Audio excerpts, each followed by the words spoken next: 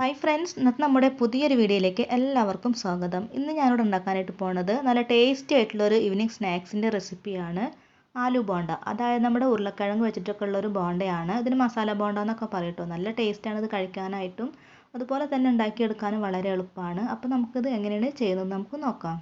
അപ്പോൾ നമ്മുടെ ഈ ഒരു ബോണ്ട തയ്യാറാക്കാൻ വേണ്ടിയിട്ട് ആദ്യം തന്നെ മസാല തയ്യാറാക്കിയിട്ടെടുക്കാം. അപ്പോൾ ഞാനൊരു പാൻ അടുപ്പത്ത് വെച്ചിട്ടുണ്ട്. ഈ ഒരു പാനിലേക്ക് 2 ടീസ്പൂൺ ഓയിൽ ഒഴിച്ച് കൊടുക്കുന്നുണ്ട്. ഓയിൽ ചൂടായിട്ട് കഴിഞ്ഞാൽ ഇതിലേക്ക് 1/2 ടീസ്പൂൺ കടുകാണ് ഇട്ട് കൊടുക്കുന്നത്. ഇനി ഈ ഒരു കടുക് നന്നായിട്ടൊന്ന് പൊട്ടിക്കഴിഞ്ഞാൽ ഇതിലേക്ക് 1/2 ടീസ്പൂൺ നല്ല ജീരകം ചേർത്ത് കൊടുക്കാം.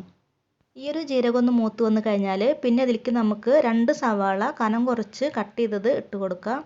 എന്നിട്ട് ജസ്റ്റ് ഒന്ന് വഴറ്റി കൊടുക്കാം കേട്ടോ. അതിനുശേഷം നമുക്ക് ഇതിലേക്ക് പച്ചമുളകാണ് ഇട്ട് കൊടുക്കേണ്ടത്. അപ്പോൾ ഞാനിപ്പോൾ ഇവിടെ എടുത്തിട്ടുള്ളത് 2 ചെറിയ പച്ചമുളക് വട്ടത്തിൽ അരിഞ്ഞതാണ് ഇതിലേക്ക് ഇട്ട് കൊടുക്കുന്നത്.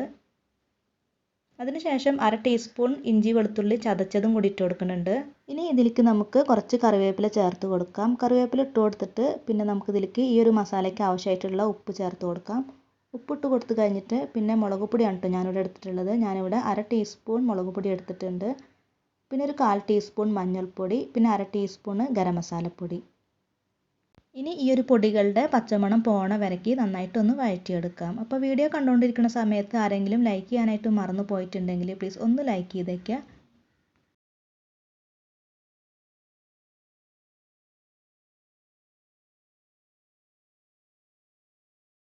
ഇനി ഇതിലേക്ക് നമുക്ക് 1/4 ടീസ്പൂൺ കായത്തിൻ്റെ പൊടിയും പിന്നെ കുറച്ച് മല്ലിയിലയും കൂടി ഇട്ട് കൊടുക്കാം.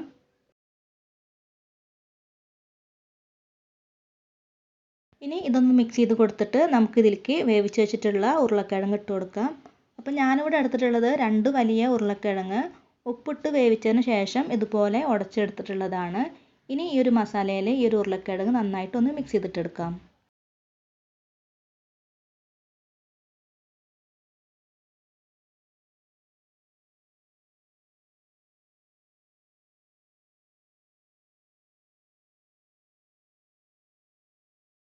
ഇതിപ്പോൾ നല്ലവണ്ണം തന്നെ മിക്സ് ചെയ്തിട്ടെടുത്തിട്ടുണ്ട്. ഇനി ഇതിലേക്ക് ചെറിയൊരു പുളിരസം കിട്ടാൻ വേണ്ടിയിട്ട് ഞാനിവിടെ 1 ടീസ്പൂൺ ലെമൺ ജ്യൂസ് ഒഴിച്ച് കൊടുക്കുന്നുണ്ട്.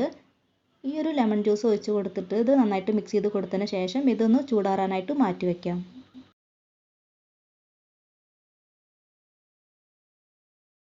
അപ്പോൾ നമ്മുടെ മസാലയൊക്കെ ഇതവിടെ റെഡി ആയിട്ടുണ്ട്. ഇനി ഇത് ചൂടാറട്ടെ. ഇത് ചൂടാറുന്ന സമയം കൊണ്ട് ഈ ഒരു ബോണ്ടയുടെ പുറം ഭാഗത്തുള്ള ഒരു കോട്ടിംഗ് ഉണ്ടല്ലോ, അതിന് വേണ്ടിയിട്ട് നമുക്കൊരു ബാറ്റർ തയ്യാറാക്കിയിട്ടെടുക്കാം.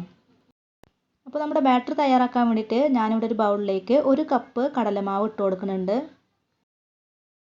ഇനി ഇതിലേക്ക് ഒരു 1/4 കപ്പ് അരിപ്പൊടി ഇട്ട് കൊടുക്കാം. അപ്പോൾ ഞാനിപ്പോൾ ഇവിടെ എടുത്തിട്ടുള്ളത് വറുത്തിട്ടുള്ള അരിപ്പൊടിയാണ്.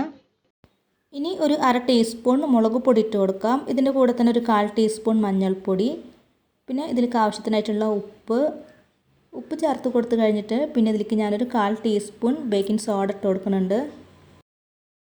ഇനി ഇതൊന്ന് മിക്സ് ചെയ്ത് കൊടുക്കാം. എന്നിട്ട് ഇതിലേക്ക് ആവശ്യത്തിനായിട്ടുള്ള വെള്ളം ഒഴിച്ച് കൊടുത്തിട്ട് നന്നായിട്ടൊന്ന് മിക്സ് ചെയ്തിട്ടെടുക്കാം.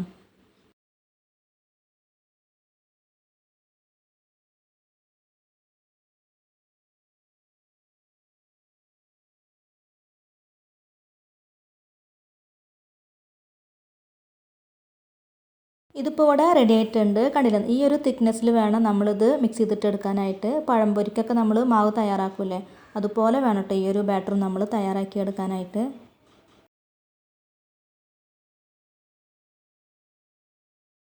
നമ്മൾ നേരത്തെ റെഡിയാക്കി വെച്ചിട്ടുള്ള മസാലയുടെ ചൂടൊക്കെ നന്നായിട്ട് പോയിട്ടുണ്ട്. ഇനി ഇത് നമുക്ക് ഇഷ്ടമുള്ള വലുപ്പത്തിൽ ഇതുപോലെ ബോൾസ് ആക്കിയിട്ട് വയ്ക്കാം. ഇനി നമ്മൾ ഓരോന്നും ഇതിലേക്ക് ഇട്ട് കൊടുത്തിട്ട് നന്നായിട്ടൊന്ന് കോട്ട് ചെയ്തിട്ട് നമുക്ക് ചൂടായിട്ടുള്ള എണ്ണയിലേക്ക് ഇട്ട് കൊടുത്തിട്ട് ഫ്രൈ ചെയ്തിട്ടെടുക്കാം.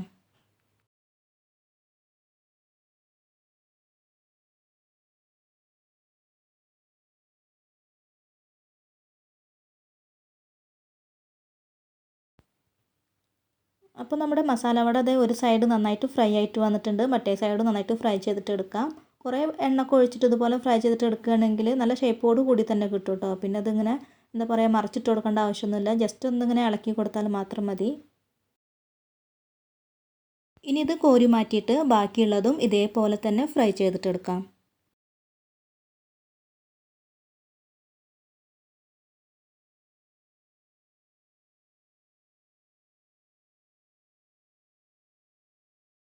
അപ്പോൾ നമ്മുടെ വളരെ ടേസ്റ്റി ആയിട്ടുള്ള ആലു ബോണ്ട ഇവിടെ റെഡി ആയിട്ടുണ്ട്. എല്ലാവർക്കും ഈ ഒരു റെസിപ്പി ഇഷ്ടമായിട്ടുണ്ടെന്ന് വിചാരിക്കുന്നു. ഇഷ്ടമായിട്ടുണ്ടെങ്കിൽ ഒന്ന് ലൈക്ക് ചെയ്യുക, ഷെയർ ചെയ്യുക, കമൻറ്റ് ചെയ്യുക.